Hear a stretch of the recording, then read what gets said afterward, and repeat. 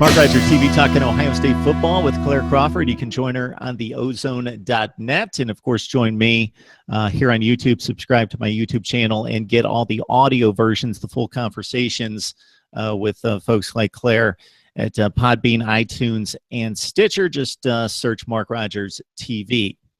31-0 is burned into the minds and hearts of Ohio State fans from last year's playoff embarrassment against Clemson, and it was brought up again this week, and Dabo Swinney had some comments to make about his preparation for the college football playoff game against Ohio State. And Claire, since you basically tuned me into this deal, I'll let you set it up. So before I mention what Dabo's comments were, for some reason it just reminded me of a story of Woody Hayes, and I'm not sure how familiar you are with this, but that score being burned into your memory. Woody Hayes once made a rug of a score of a really difficult Michigan loss, particularly difficult Michigan loss, and he made the players walk over it to remind themselves every single day.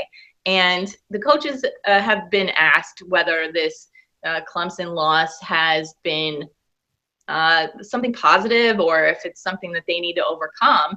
And it sounds like it's being positive motivation. So I'll preface all of that with that little story. But Dabo Swinney was being interviewed on a radio station, and he was asked about preparation for the bowl game. And he mentioned that during this preparation, he hadn't really watched a ton of Big Ten football, which reminds me that the coaches poll is ridiculous again. But I'm also Dabo mentioned that he hadn't watched a ton of Big Ten until it was time to prepare for the playoff game, and that once he did start to prepare, he realized that they had everything in hand at Clemson, and he went back to his players, and his comment was that these boys are in trouble.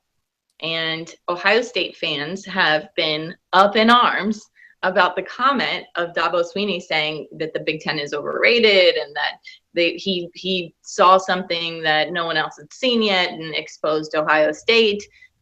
In reality, in my opinion, it's difficult. It's a bitter pill to swallow as a fan. You know, we have to suffer the loss, and then we have to suffer hearing about the loss. But Dabo Swinney's not wrong. So Dabo Swinney didn't say anything wrong. Definitely. So Claire, I often have this conversation and debate with a number of people, both like yourself or the viewers that comment, who love to compare conferences, and I do as well. So we can look at bowl play and postseason play. We can look at the big matchups like Ohio State, Oklahoma, and frame some sort of evaluation on how good these conferences are. The one thing that I would say about the playoff game, it was 31-0. And despite the 31 points against the Ohio State defense, I would think most people that know football and watch it and understand it would know that the Buckeyes defense acquitted itself rather well. Just when you're on the field constantly after the offense goes 3 and out, 3 and out, 3 and out, you're going to cave in at some point. But it was a 17-0 game with 8 or 10 minutes left. The Ohio State offense was dismal, atrocious in that game. The other thing I'll say about that, so the point I'm making there is if the win and the loss is all that matters for the competition on the field and winning championships and winning in the standings. So whether it was 31-0 or 31-30, that doesn't matter in terms of a result, but in terms of evaluation of the teams and the conferences, I think it's a huge difference. So if Ohio State loses that game 31-30, then and Dabo makes comments about the Big Ten and Ohio State, then I'm like, okay, well, you were very fortunate to get out of that game with a win. Calm down. But it was 31-0. His team was clearly the better team. I would argue, based on the two teams' track records during the regular season, that game was a bit of an aberration. I believe Clemson to be the better team, but 31-0, I don't think that would be typically the score if they played 10 times. I think as well, Claire, that Ohio State fans should be reminded, if they don't already know, that when their head coach, Urban Meyer, coached another school in Gainesville, Florida, that they played Ohio State in the 2006, January 2007 national championship game. And were a far better football team when Ohio State was considered consensus #1 best team in the country, and Florida mauled the Buckeyes. And it was later discovered through interviews that Urban Meyer said similar things. Once I looked at the tapes, our coaches looked at the tape, looked at Ohio State, looked at some advantages we had in terms of speed and space. Their offensive line maybe not great in pass protection, and we have a great defensive line. I felt very comfortable about that game. I felt good. I told my players, we're better than them. Don't believe all this #1 consensus nonsense. We're better. So Urban Meyer has been on the other side of that and made similar comments. And it's very funny. And again, I'm not saying I'm not proud to be a Buckeye fan, but there's always a contingency that gets defensive anytime they hear something like that. And they remember, they need to remember that it's not personal, and it wasn't anything derogatory. It wasn't Dabo whining about anything. It was Dabo Swinney being professional and making a very accurate observation. So no, I don't think that Dabo Swinney was wrong. No, it's not easy to hear as a fan. It's not fun to be reminded of that, nor is it fun to be reminded of the 2006 loss either. Thank you much. Sorry. Okay. That was the fun year that the basketball team lost to the same team as well. So we all love to be reminded of that year.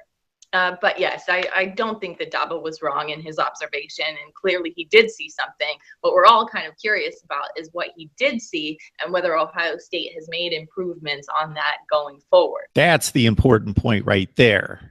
The rest of it's just debate and fun talk and conference pride, and the 06 championship game, which I will again bring up. Sorry, Claire.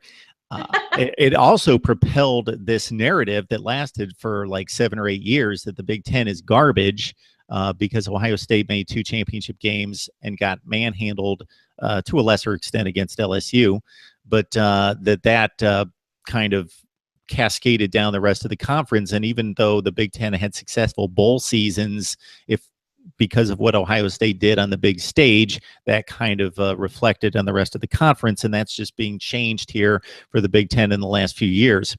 The other thing I'll note is I talked to a lot of ACC people. I covered ACC Media Days, and that just seemed to be a theme across the ACC that we're going to take this 10-3 finish in postseason play, and we won the national championship. And, of course, Florida State did beat Michigan, different circumstance, last second, 33-32 in the Orange Bowl. But we're going to take this and we're going to pump our chests out because we're sick of hearing about the SEC. And to a lesser extent, the Big Ten last year was getting the pub as the best conference during the regular season. And those coaches just, to a man, just talked constantly about how great the ACC is and we're the best conference. So that was just kind of a narrative that they, I guess, individually decided, or maybe as a group, that for whatever reason, we really need to play upon what happened last year and talk up the ACC as the best.